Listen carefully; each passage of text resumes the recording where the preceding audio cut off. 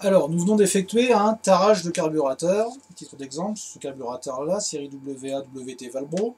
Alors, une petite piqûre de rappel sur les principes de base et incontournables pour bien réaliser un tarage de carburateur. Donc, 1. Je contrôle la hauteur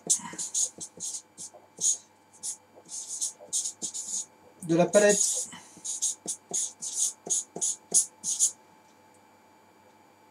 avec la cale de réglage, la cale en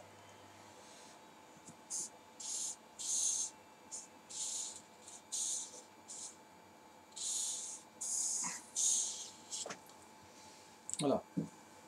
Première chose essentielle, il faut que la palette du balancier soit bien dans le plan prévu par le constructeur.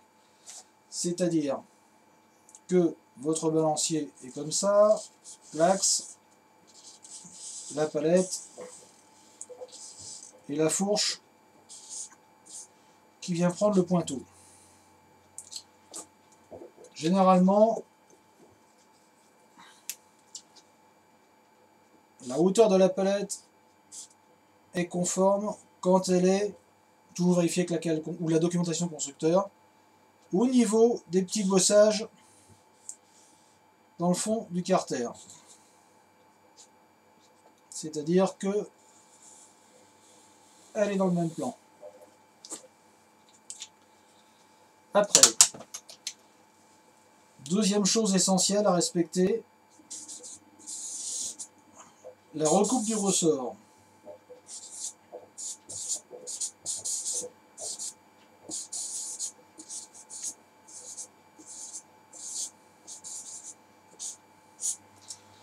Là, je me trouve dans le cas d'une pression qui est notoirement trop élevée.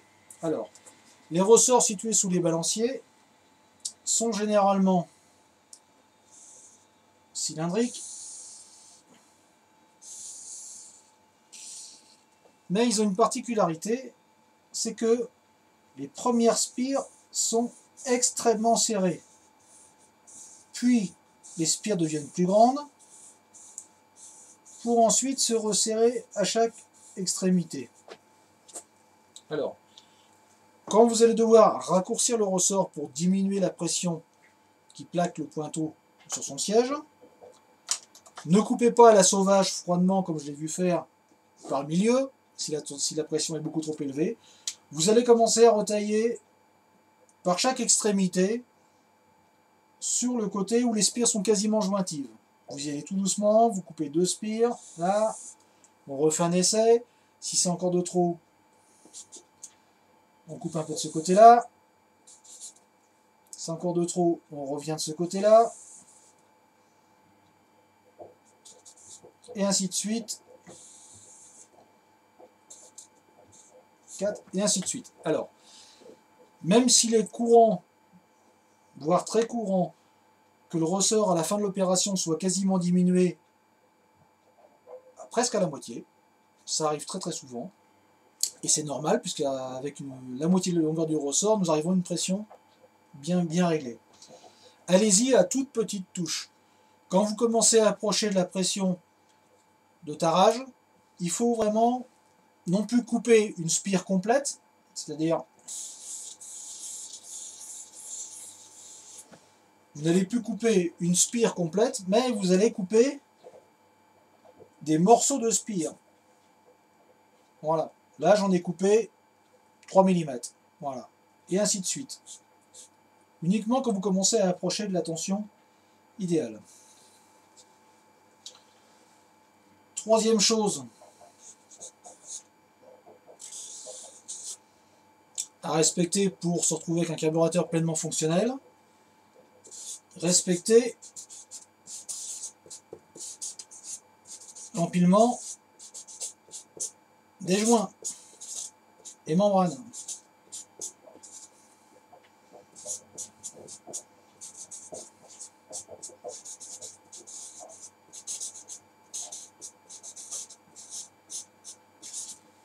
C'est-à-dire que le corps du carburateur avec son accumulateur de pression, là je le montre. Voilà. Pointillé, le petit balancier, le pointeau. Bon. Côté compensateur atmosphérique et accumulateur de pression, vous avez donc le joint intercalaire, un joint plat, la membrane qui vient par-dessus,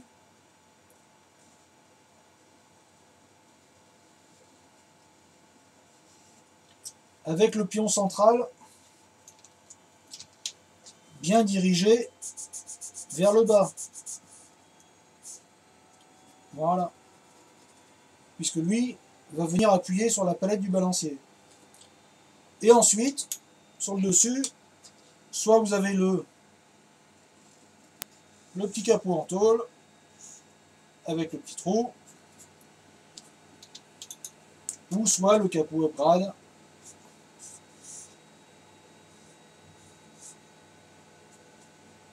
avec sa prise de pression déportée.